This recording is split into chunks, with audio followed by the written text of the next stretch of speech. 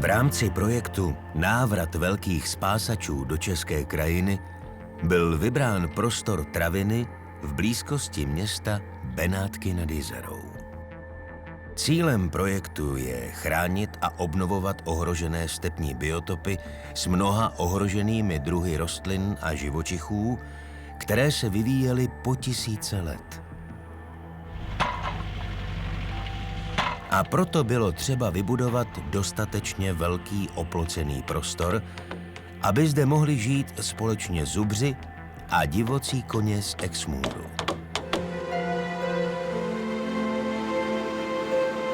Zubři přijeli ze 3 polských rezervací, a to Pščina, Něpolomice a Kjermusy.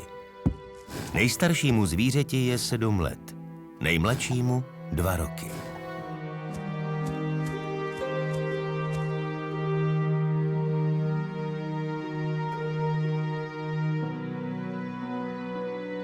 Zubři se během jediného dne zabydleli v aklimatizační ohradě.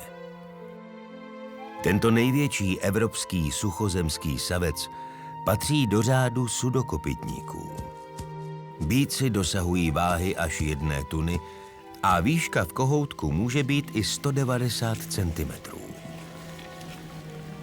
Krávy se dožívají až 25 let, býci jen kolem 20 let. Zubři jsou stádová zvířata žijící v rodinných skupinách.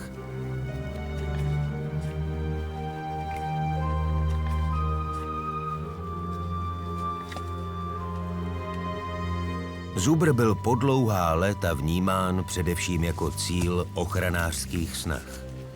V posledních letech se však tento pohled výrazně změnil. Zubři jsou stále více považováni za nezbytnou součást fungujícího evropského ekosystému.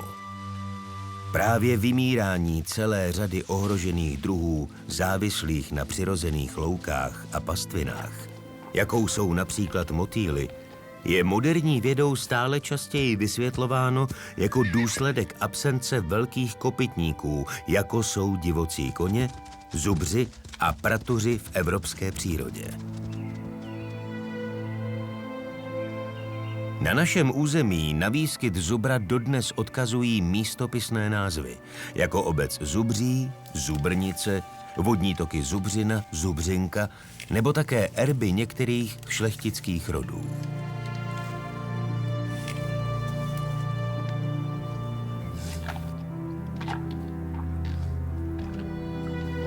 V době, kdy byli zubři vyhubeni ve volné přírodě, zůstalo naštěstí několik zvířat v zajetí, především v soukromých chovech v Anglii, Německu, Polsku a Švédsku. Roku 1923 byla v Berlíně založena Mezinárodní společnost pro záchranu zubra. Byly shromážděny informace o posledních jedincích, kteří tehdy žili v zajetí. Základem nížinné linie se tak stalo pouhých 7 zvířat. V roce 1932 byl vydán první registr chovných zvířat a ten se později změnil v plemennou knihu, která je nyní vedena odborníky v polské Bělověži. Po zhruba měsíčním pobytu ve 2hektarové aklimatizační ohradě byli zubři vypuštěni do 120 hektarů velkého oploceného prostoru v lokalitě Traviny u Benátek nad Jizerou.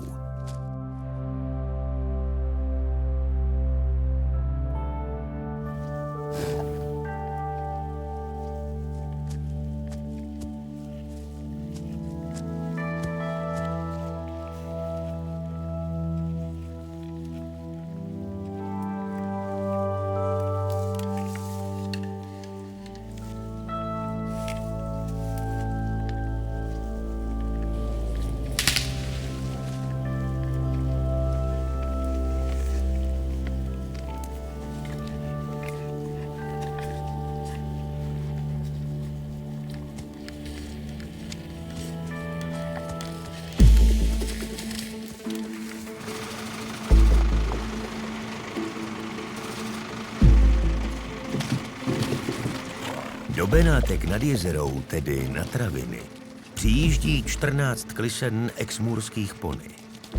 A první klisny již vbíhají do aklimatizační ohrady.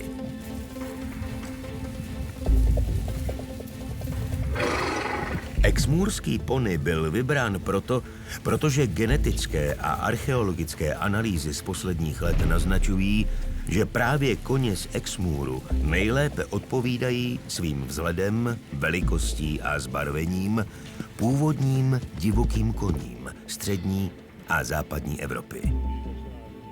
Nyní jsou již ve svém novém domově a musí se s ním seznámit.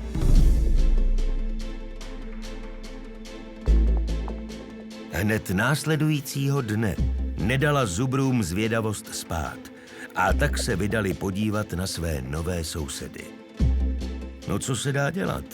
Chodí po 4, jsou menší než my a nemají rohy, takže se není čeho obávat. Usoudili zubři, kteří pasoucí se koně pozorovali přes plot. Rovněž u koní nevzbudili zubři velký zájem. Taky proč? Vždyť jsou to jenom přežvíkavci, na rozdíl od nás. Usoudili koně a dali se do dalšího průzkumu svého nového bydla. A zubři, ti si užívali svého nově nabitého prostoru.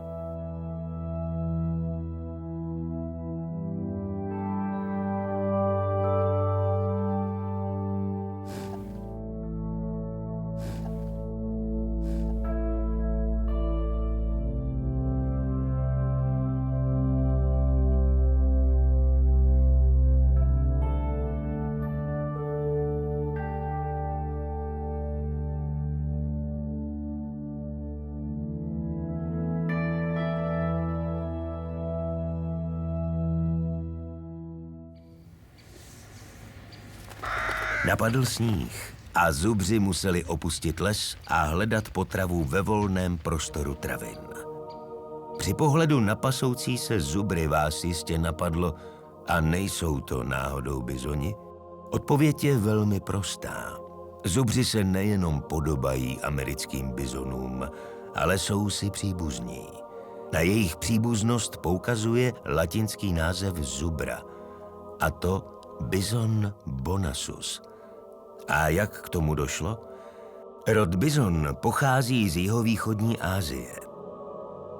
V průběhu Pliocénu a Pleistocénu zástupci tohoto rodu byli rozšířeni v mírném pásu Evropy a Asie. Z Asie přecházeli přes Beringovu úžinu do Severní Ameriky. Zkráceně v Evropě zůstal zubr a v Severní Americe bizon. Nyní jsou již i koně ve volném prostoru. Zůstává jen otázka, jak si koně a zubři vytvoří svá teritoria. Otázka teritorií se vyřešila sama. Obě stáda se pohybují téměř samostatně, ale občas se také spojí. Jsou to přece býložravci, takže otázka případných predátorů, tedy mimo nás lidí, zcela odpadá.